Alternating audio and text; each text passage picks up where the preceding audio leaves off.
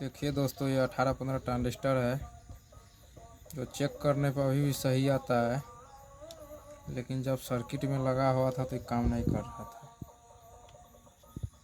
यह एम्पलीफायर 2010 का है और कभी कभी इसका कंडेंसर ब्लास्ट किया तो उतना तो काम हुआ और ऑडियो बोर्ड सब पे कभी भी काम नहीं हुआ। एम्पलीफायर लगातार रनिंग में ही है। एक छोटा सा बीमारी बहुत घातक था। पूरा ड्राइवर बोर्ड को चेक करने पे बीमारी मिला।